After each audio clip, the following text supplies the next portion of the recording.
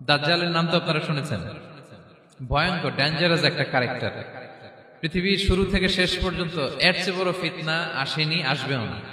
দাজ্জালের ফিতনা। সে তার এক চোখ থাকবে, আরেক চোখ এরকম বন্ধ থাকবে। এখানে লেখা থাকবে কাফারা। কোনোভাবেই তাকে দমানো যাবে না, হত্যা করা যাবে না। আল্লাহ নবী ঈসা আলাইহিস সালাম তাকে হত্যা করবেন।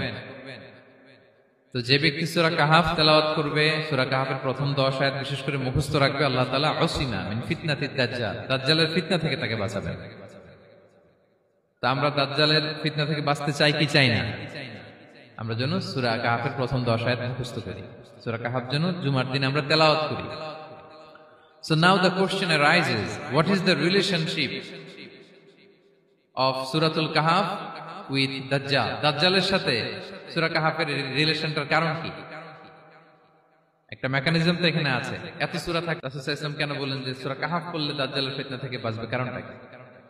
এর কারণ হচ্ছে দাজ্জাল আমাদেরকে যে সমস্ত জিনিস দিয়ে ফিতনায় ফেলবে, ওই ফিতনাগুলোর সলিউশন আল্লাহ তাআলা সূরা কাহাফের ভিতরে রেখে দিয়েছেন।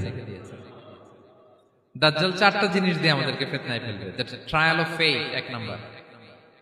ঈমানের পরীক্ষা সে আমাদেরকে ফেলবে, আমাদের বিশ্বাস নিয়ে ছিনিমিনি খেলবে সে। এটার সলিউশন আছে সূরা কাহাফ, আমি বলবো আস্তে আস্তে।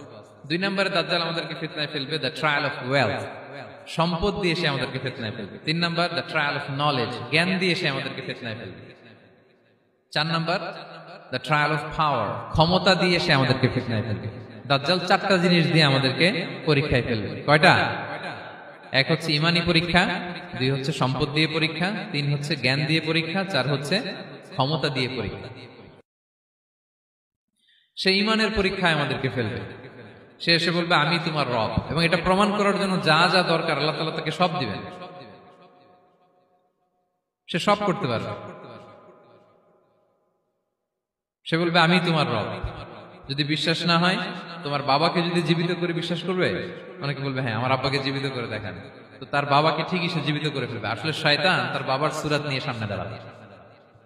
আরে তাই তো, এটাই তো আমার বাবা, এটাই তো আমার দাদা। মানুষ ফিতনায় পড়ে যাবে, ঈমানের ফিতনায়। সে ভাববে আসলে এটাই বোধহয় আমার রব, এবং তাকে এত ক্ষমতা দেয়া হবে, তার ডান দিকে থাকবে জান্নাত, বাঁ দিকে জাহান্নাম। তার কাছে আল্লাহ এটা দিবে।